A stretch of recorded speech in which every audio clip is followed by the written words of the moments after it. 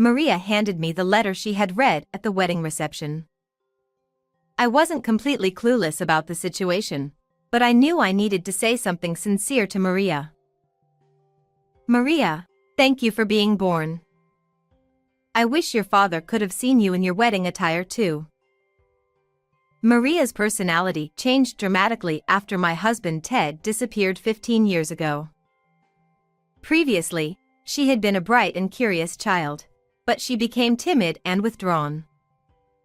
It's likely that her father's absence had something to do with it. Maria collapsed in tears upon hearing my words. I initially thought it was due to overwhelming emotions, but something seemed off. She grabbed my hand while crying, her grip so strong it might leave a bruise. Mom, I'm sorry.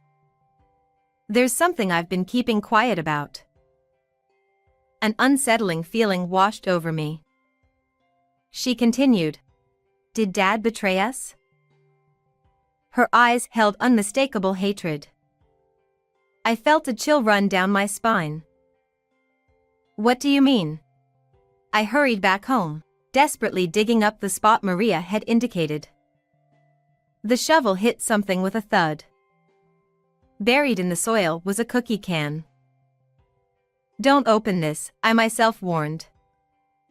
Despite my sudden fear, I couldn't leave her to face the truth alone. I steeled myself and opened the can. Encounters come unexpectedly. It was a springtime event when I was 28 years old. This is Mr. Ted Astrid, our new employee. The young man introduced by my boss bowed slightly. Starting today, teach him everything he needs to know. With those words, he promptly headed to the meeting room. I'm Sophia Barlow.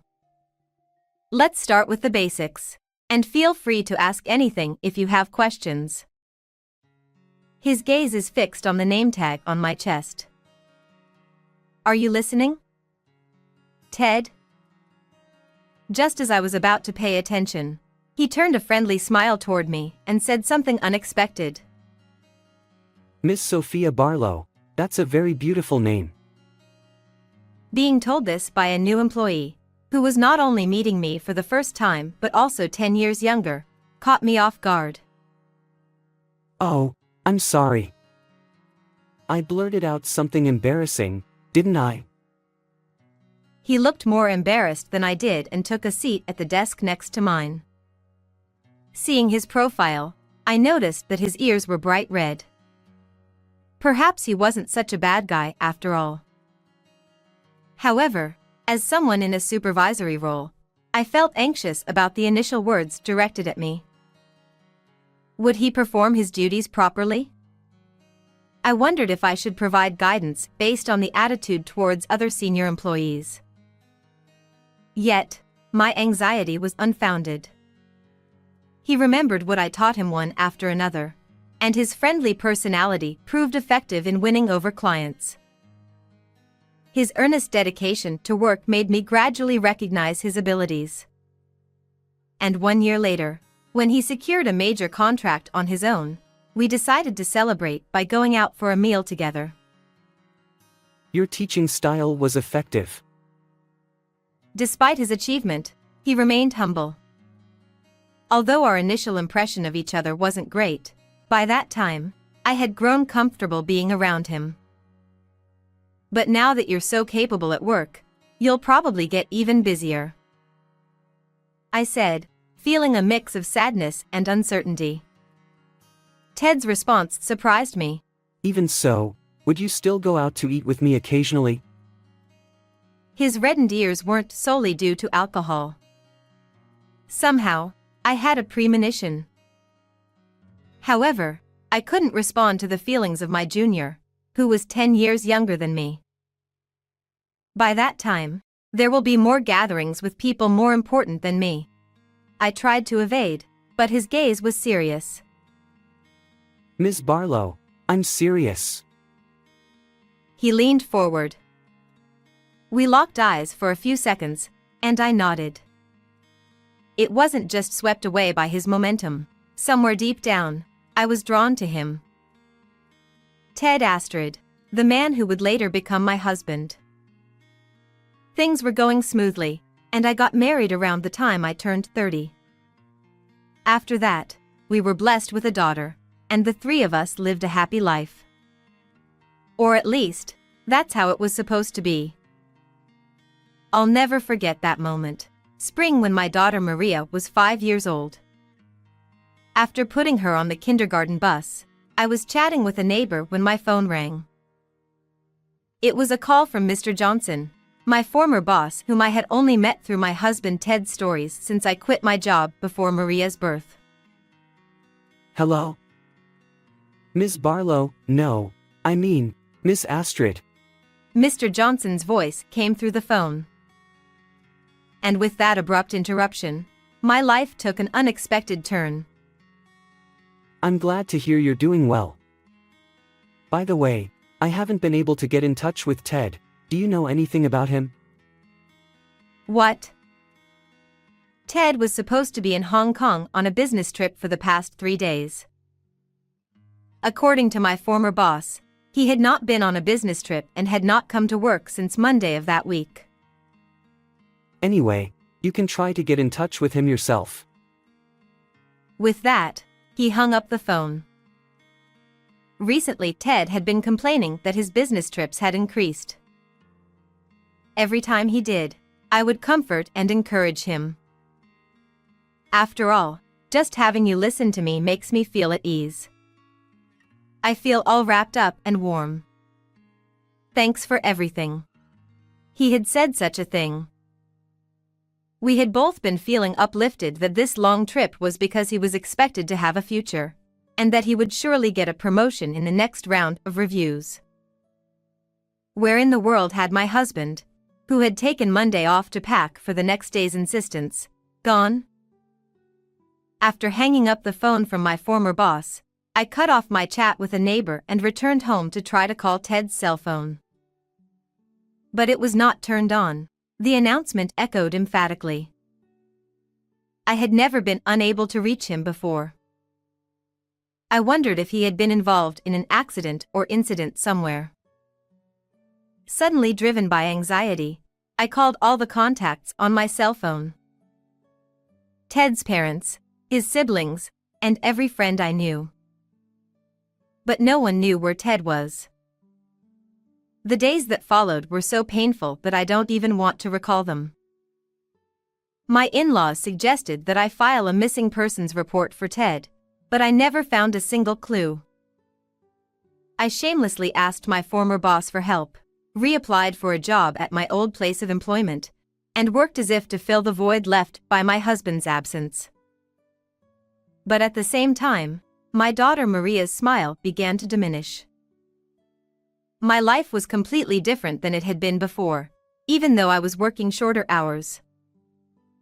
For Maria, her father was gone, and she had less time to spend with her mother. Her loneliness was painfully obvious, but we both had to get over it. I was uncomfortable because I was treated within the company as the wife whose husband had run away from her and the poor woman who had to clean up the mess. Only my colleagues, who had known me for a long time, treated me normally, but I could see a wavering pity in their eyes. I gritted my teeth, even though it almost drove me mentally to the edge. I acted as cheerfully as possible in front of Maria. I did not want her to feel anxious or lonely. I wanted Maria to have a life without any inconvenience, and that was all I wanted. When she was in elementary school and getting used to life with just the two of us, I made a request to my boss. As long as it's not too much for you. He was probably concerned about me, but I could only thank him in a clerical way because I had lost faith in anyone at that time. Then I started an online store as a side business. 15 years have passed since then. I muttered to myself as I watched the cherry blossoms begin to bloom. Mom, what's wrong? Maria, who was walking in front of me, looked back. The image of her in my memory overlapped with her face. Don't tell me you're still nervous, Mom. She laughed mischievously. No way. I haven't been nervous since the beginning. I made a playful show of it and we walked side by side laughing. Today we were meeting Maria and her fiancé's family. Maria, now a fully grown woman, had met her fiancé at the city hall where she had started working after graduating from college.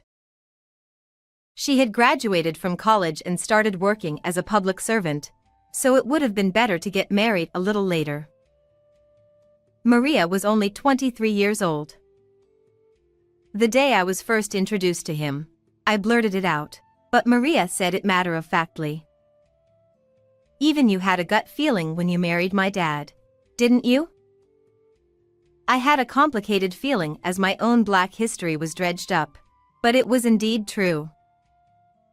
No matter what anyone says, I will marry this man. Once I made up my mind, I would go straight ahead. Her character was just like mine. If it looks like you're going to fail, come back to our house as soon as possible. It won't come to that. We enjoyed such conversations many times during the days leading up to the wedding. A few months later, Maria's wedding took place. I watched from a distant seat as my daughter was surrounded by many congratulations. Toward the end of the reception, it was time for the standard bridal letter to the parents. I thought I had told her I didn't want that part because it was too embarrassing. Even though she had said she wouldn't do it either. I couldn't have tears in my eyes in front of so many people. No matter how much sympathy and comfort I had received since Ted's disappearance, I had come this far without crying in public. Let me play the strong mother who never cries, no matter what, until the very end. With such determination in my heart, I stood on the stage without any prompting. To my beloved mother. Maria began to read the letter. She began by telling me about the time when Ted was still around, how she missed him when he disappeared and she had less time to spend with me, how she started helping me a lot to support me when I was absorbed in my work, her adolescent rebellion, and how grateful she was to have lived an unencumbered life through high school and college. All the events described in the letter, and more than that, the casual days we spent together, came back to me as if it were only yesterday. I will never cry.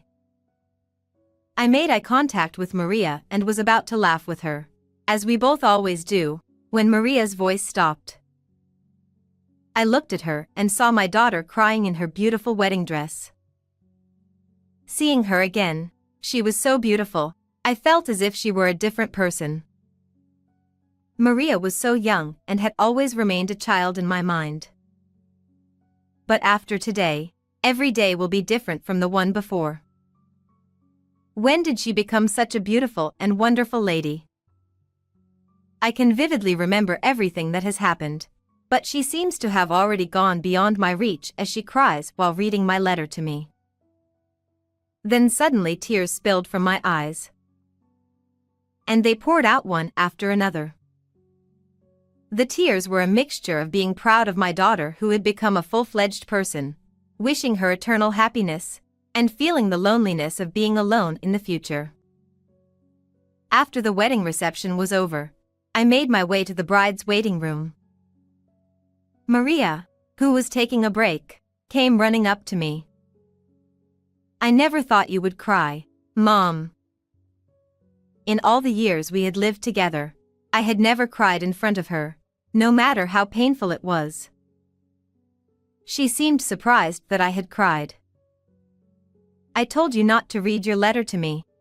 To hide my embarrassment, I intentionally pretended to be angry. But Maria, who usually gets into my groove, had a mysterious look on her face. Then she handed me the letter she had read at the reception. I am not so air-headed as to make a joke here. I must say something to Maria in all seriousness. Maria, thank you for being born. I wish your father could have seen you in your finest moment." After Ted disappeared, Maria's personality underwent a drastic change. Before that, she was a bright and curious child, but she became timid and withdrawn. It was likely related to her father's absence. She wondered if she was an unwanted child, if her existence was the reason her father was no longer there. To avoid feeling unnecessary or unwanted, she began to carefully observe people's reactions and moods. Once Maria realized this, I showered her with affection, ensuring she didn't feel anxious. By the time she reached adulthood, she had returned to her cheerful self. Today was a special day for her, and I didn't want to see her sad. I hoped she would focus on the future rather than being trapped by the past. For me, Maria's birth was the greatest happiness. Surely, her father, who lives on in Maria's memories, had eagerly awaited this day. That was the message I desperately wanted to convey. However, when Maria heard those words, she suddenly broke down in tears. She seemed to be deeply moved, but something was off. While crying, she gripped my hand with such force that I feared it might leave a bruise. "Mom, I'm sorry. There's something I've kept silent about for a long time." An unpleasant premonition washed over me. I didn't want to hear what came next. But my hopes were dashed. Maria slowly revealed the truth. "Mom, did Dad betray us?" Her eyes held unmistakable hatred. I felt my blood run cold. "What do you mean?"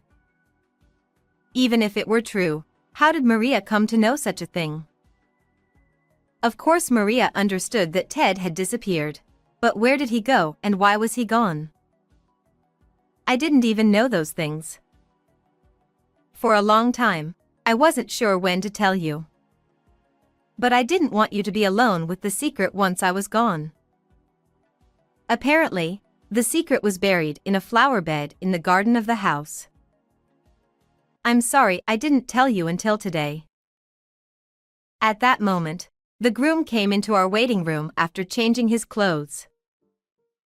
He was surprised to see Maria crying in pain because she was so sorry for me. I understand. It's okay. After briefly explaining the situation to him, I left Maria to him and ran out of the room. It takes 20 minutes by train from the hotel where the wedding was held to my home. Without caring about my appearance, I ran to the station and squeezed through the crowd to catch the train. The train felt slower than usual. I tried to calm my frustrated self multiple times, but it didn't work. Even after getting off the train, I continued running and finally reached home.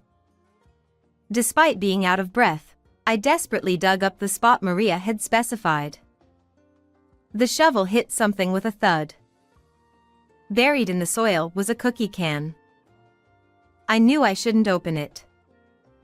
Suddenly, fear gripped me. But I couldn't burden Maria alone. I reminded myself not to avert my eyes from the truth and opened the can. Inside were several photographs. Ted and a heavily made-up woman were captured in each one. As I examined them, I discovered intimate photos of the two entangled in passion. Instinctively, I looked away. Could this be the reason Maria mentioned for Ted's disappearance? For a while, I remained crouched in the garden, unable to move. Why would something like this be buried here? The cold night air still enveloped me. The next day, when Maria returned home, I asked her for the truth. It came from Dad's desk. Was it the same desk we had kept in the house for a while after Ted disappeared? I had thoroughly searched it for any clues. I've also examined that desk, I replied, my voice still shaky and unintentionally accusatory. Maria explained the situation with an apologetic tone. Ted disappeared, and when Maria saw me rummaging through his desk, she assumed there was something there. Although she didn't know what it was, she desperately searched through the contents of the desk. Eventually, she found an envelope hidden deep in the bottom drawer. I thought this could help Mom. When she opened the envelope, the same photographs emerged. Young Maria couldn't fully comprehend what was happening in those pictures, but they made her feel incredibly uncomfortable. She felt she shouldn't show me these photos, so she hid them in the cookie can where she kept her toys. I intended to keep this from you, Mom. But what if you found it after I left? It was too heavy a burden for a child to bear alone. To think she had been hiding this all along. I had believed I was protecting her, but perhaps it was the other way around.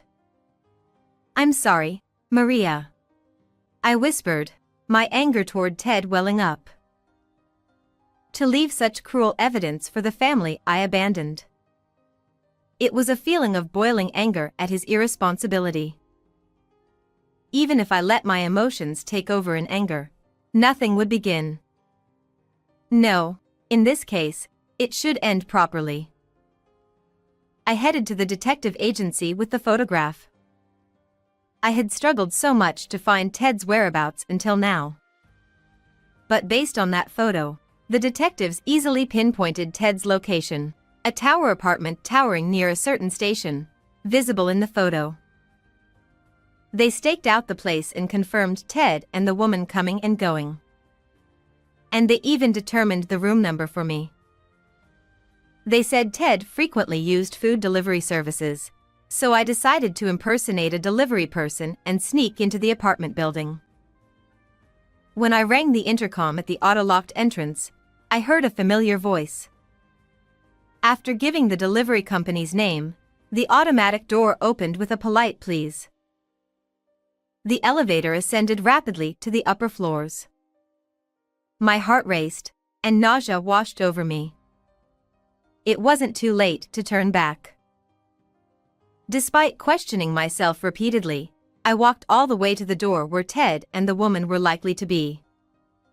With trembling hands, I pressed the intercom button, adjusting my face mask and pulling my cap down low. Hi. Once again, I heard a familiar voice through the intercom. Delivery. Nerves got the best of me, and I accidentally stumbled over my words. What kind of delivery was this? Surely, he'd find it suspicious. But I couldn't say anything more. What should I do? Just as I considered fleeing, I heard the click of the door unlocking. Did Eve order something, I wonder? The face that appeared on the other side was unforgettable. Though my memories were frozen in my 20s, there was no mistaking the man who stepped out, my husband, Ted. He still wore that friendly smile from back then. Ah. My voice slipped out, but Ted didn't seem to recognize me yet. Ha! What is the delivery? Ted glanced around me, noting that I only carried a shoulder bag. And then, "What's going on, Ted?" A nearly half-naked woman emerged from behind Ted. This was her, Eve McEnroe, 49 years old.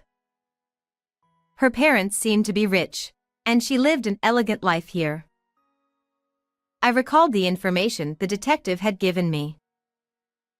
She was the woman Ted had been living off since his disappearance. Seeing her face, I regained my composure and anger. I removed my face mask and cap, then addressed the dumbfounded pair. "I'm Sophia Astrid. Ted Astrid's wife." Ted stared at my face for a moment, then, Ah! he let out a panicked scream and fled deeper into the apartment. Oh dear. As I watched Ted's retreating figure, Eve stood before me. How bold of you to claim to be the wife of a man you haven't seen in years." She crossed her arms, a smug smile playing on her lips. But I couldn't back down now. "Likewise, it seems my husband has been quite taken care of all this time." I smiled sweetly and delivered my introduction.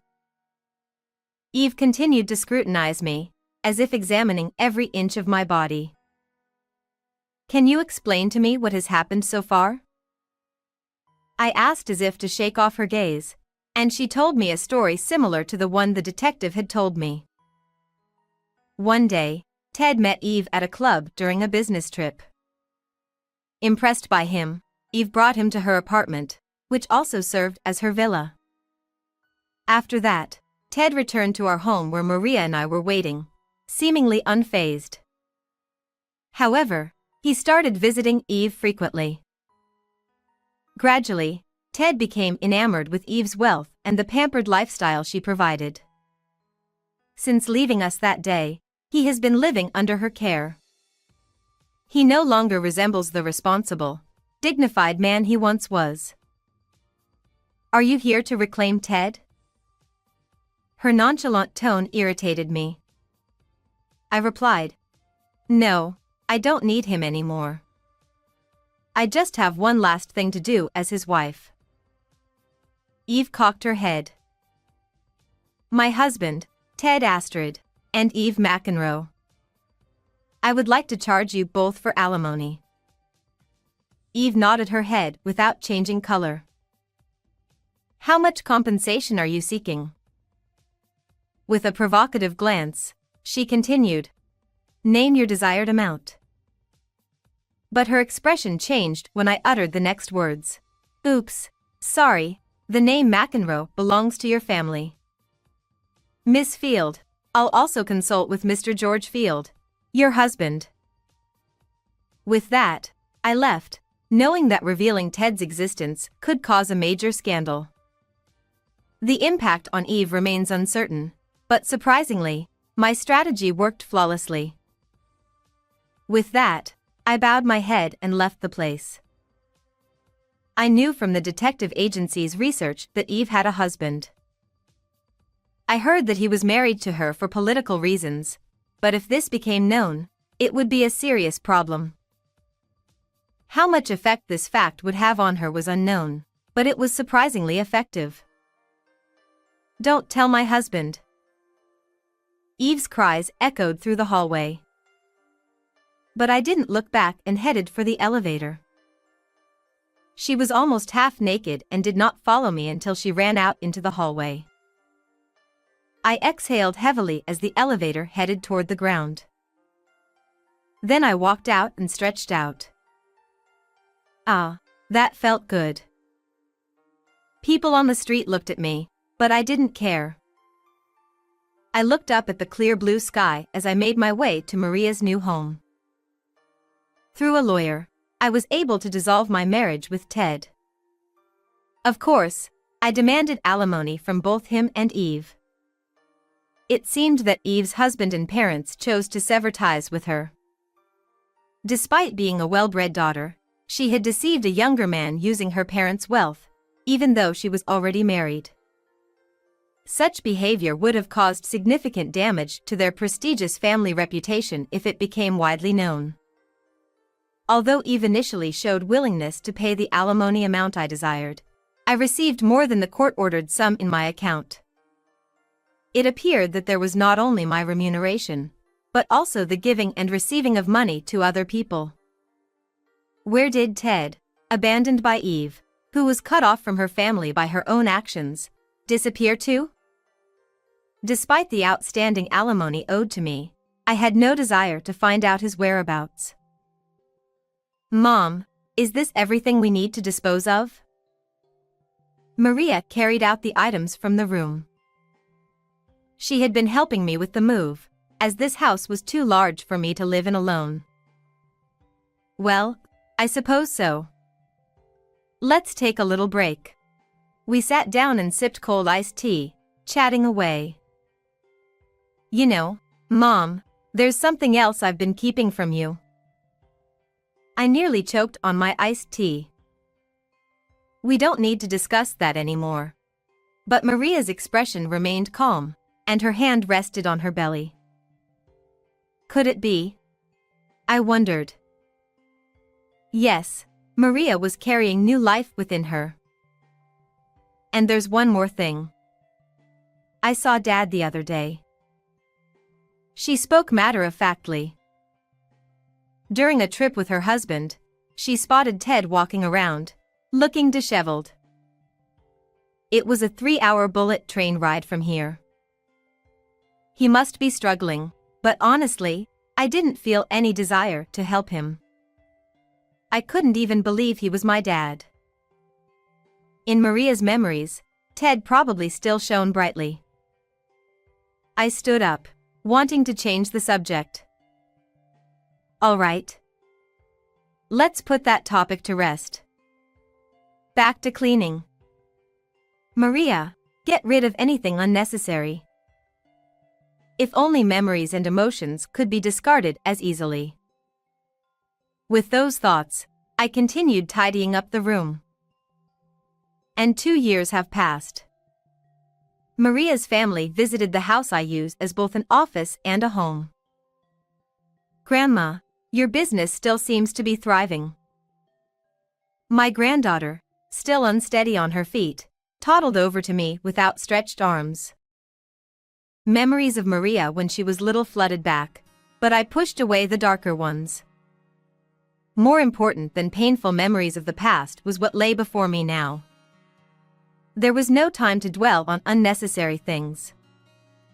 We still have many joyful and brilliant memories to create. How did you find this story? Don't forget to subscribe to the channel. Until next time in the next video. Noelle, run away now. Leaving those words, the phone immediately cut off, and no matter how many times I tried calling back, I couldn't get through. My usually calm mother sounded desperate, convincing me that something must be wrong. What happened to Mom? Mother had been battling an illness for several years and had recently been hospitalized. Before her hospitalization, she called every day, but now, being in the hospital, she hadn't called, which I found strange. I rushed to the hospital, but by the time I arrived, she had already passed away. This can't be happening. Overwhelmed with grief, I couldn't say anything. The hospital where she was admitted was about an hour or 2 away from my apartment, and I regretted not acting sooner. The meaning of run away now remained a mystery. I thought I would never understand its meaning. However, amidst my grief and confusion, I unexpectedly discovered the meaning behind her words. I'm Noelle, a 25-year-old office worker. My parents divorced before I can remember, and my mother raised me with great care by herself. After becoming an adult and living alone, I saw her less often, but as a child, she took me to my favorite amusement parks and sent me to college despite financial struggles. She was a very kind mother. Although she passed away after a long battle with her illness, the mysterious words "run away now" stayed in my mind. I returned to my childhood home for the first time in a while to prepare for the funeral. What? What is this? Feeling nostalgic as I entered the living room, I found the room in complete disarray. The wardrobes and closets were particularly ransacked, and I realized that my mother's valuables were missing. The necklace I gave her with my first paycheck was gone too. I immediately contacted the police, but they said it might be the work of a serial burglar that's been active recently. I left this matter to the police and proceeded with the funeral preparations. On that day, many people came to mourn my mother. People who had been kind to us in the past attended, bringing back nostalgic memories, but I felt a pang of loneliness realizing I would live without family from now on. Still, I decided to see my mother off with a smile, sharing memories with everyone. After the funeral, a man approached me. Long time no see. Do you remember me? I didn't recognize the man who spoke to me so familiarly and wondered if such a young person could be one of my mother's acquaintances. I'm sorry, who are you? Well, you were little, so it's not surprising you don't remember. I'm your older brother, Dominic. He smiled warmly. I was shocked to hear that I had an older brother. Moreover, I had never met this person before. As I was skeptical, Dominic showed me a photo. Look, here's Mom, and this is you. That is definitely my mother when she was younger. The woman was unmistakably my mother, and the child next to her looked just like Dominic. It seemed true that he was my brother, and I was happy to know I had family. But why had Mother hidden his existence from me? But I never knew I had an older brother. I see. It must have been hard losing Mom. But now I'll be here to support you. With his words, I nodded. Yes. But the questions remained. I had often wished for siblings when I was young. It seemed unlike my mother not to find a way for us to meet. Maybe she had her reasons. I tried to convince myself of this and suddenly thought of something else to ask. By the way, what about Dad? Didn't he come? Oh, Dad said he has nothing to do with us anymore and didn't come. I see. I hope I can meet him someday. Dad's a terrible person. He practically abandoned you and Mom. Even though they divorced, it seemed cruel for him not to attend her funeral. Dominic continued to check on me, often inviting me out for meals. During one of these outings, he told me that after the divorce, Dad frequently asked Mom for money, and he was worried that he might come after me next. Dominic seemed very concerned about me, and having a brother felt reassuring. However, I was soon to discover a shocking truth during the process of sorting through my mother's belongings. About a month after the funeral, while finishing up the organization of her belongings, I found a notebook in a dresser. As I flipped through it, I realized it was my mother's diary. It seemed she had written in it daily since before the divorce, and there were 10 volumes in total. Feeling a bit guilty, I opened it. Seeing her neat handwriting brought tears to my eyes. Dominic came to visit. Even though we had agreed never to meet again as per my ex-husband's conditions, I was so happy that I secretly gave him some pocket money. I couldn't help but chuckle. It was endearing to see such interactions that I was unaware of, but the tone gradually changed. Dominic visited again today. But he just said, "Give me money," and left. I began to feel uneasy about my brother's behavior as described by my mother. His actions were increasingly troubling. Today, Dominic threatened me and I gave him money again. Indeed, it was written in my mother's handwriting. What does she mean by threatened? It gave me a bad feeling. When I refused to give him money, he said hurtful things. Today, he told me, "Your only worth is your money." The trembling handwriting made it seem all too real. Why would my brother say such things? I'm enduring it because it's his rebellious phase. As I read on, trying to understand her perspective, I stumbled upon a horrifying entry. Today, when I refused, he brought a knife from the dining room and threatened me. I was so scared that I gave him the money. I know I shouldn't keep doing this, but what can I do? I couldn't believe what I was reading. I was horrified by my brother's true nature and felt ashamed for not realizing it sooner. The person described in the diary seemed like a different person from the brother who had kindly smiled at me. Even though we live apart, he's still my precious son. I can't go to the police because it might be due to the divorce." Her words squeezed my heart. I understood her feelings, but I couldn't see someone who threatened my beloved mother with a knife as my brother anymore. He said he'd extort money from my sister too. I can't let that happen. It seemed she kept his existence a secret to protect me, but her diary revealed everything. I have to protect her from Dominic before I go. Surely, the phone call that day was meant to warn me about my brother. She must have been afraid he would harm me. Thinking about how he tormented my mother and attended her funeral with a straight face made me furious. Holding my mother's diary, I decided to take revenge on my brother. Why did you call me here so suddenly? I have something to tell you. 3 days later, I invited my brother to the house. Being alone with someone who once used a knife to threaten my mother seemed dangerous, but I had a plan. "I know what you did to Mom." When I said that, he widened his eyes slightly in shock, but quickly returned to a composed demeanor. He intended to keep denying it no matter what. What are you talking about? Don't play dumb. You were extorting money from her, threatening her.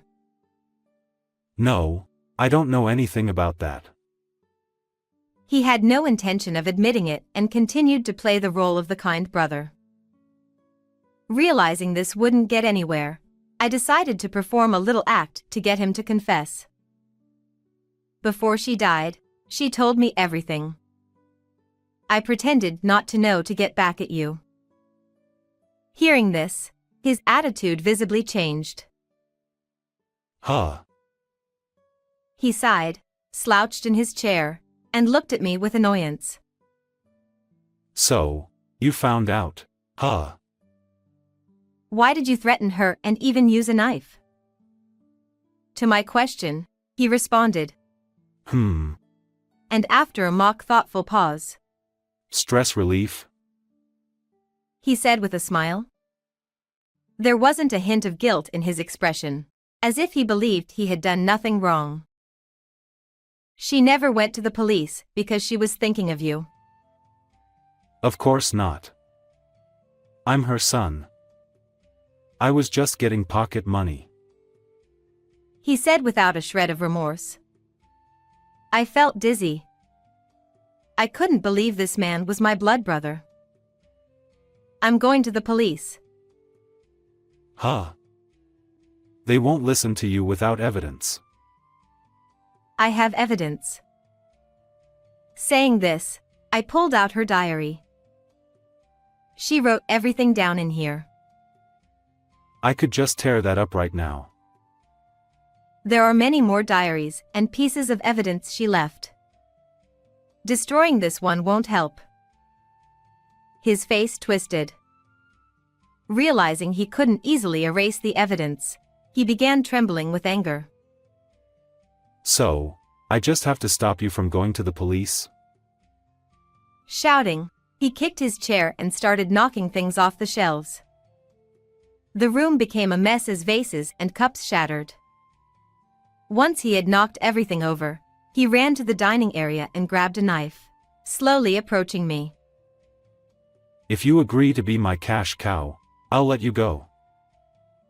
At that moment, the sound of a police siren echoed nearby.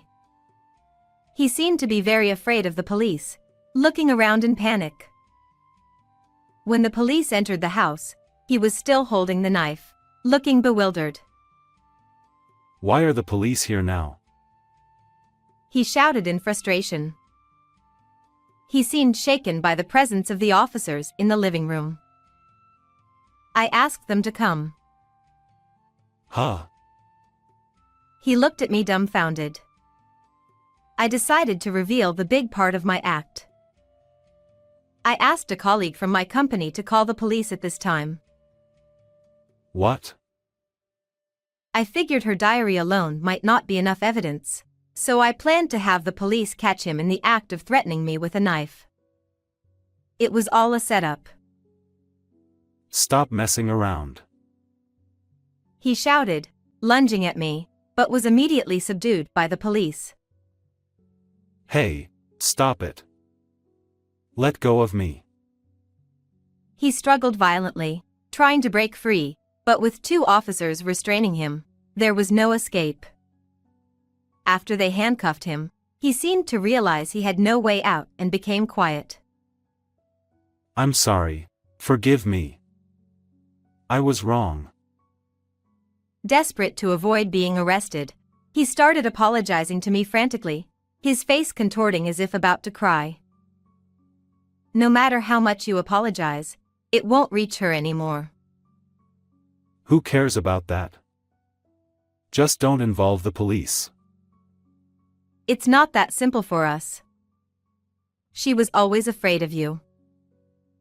Parents are just cash cows for their kids. He kept cursing, but I ignored him. As he was being led away by the police, he started sobbing. I'm sorry. Please, not the police. I won't forgive you for what you did to her. Officers, take him away. As I declared this, his face twisted in agony. Thinking only of his own protection to the end, he was finally taken away by the police with a miserable look, tears and snot streaming down his face. Later, the police investigation revealed that he was a habitual burglar and was sent to prison. It seemed he had been desperately avoiding the police because he feared exposure of his past crimes. He was also the one who had ransacked the house and pawned the necklace I had given her. Even in prison, he kept causing trouble, extending his sentence repeatedly. Although I lost my dear mother, I am now engaged to the colleague who called the police that day. He is kind and understanding, and I am happy to have met him. I'm sure she is watching over us from heaven. When we visit her grave together, I know she will be happy for us. How did you like this story? Please subscribe to the channel. See you in the next video.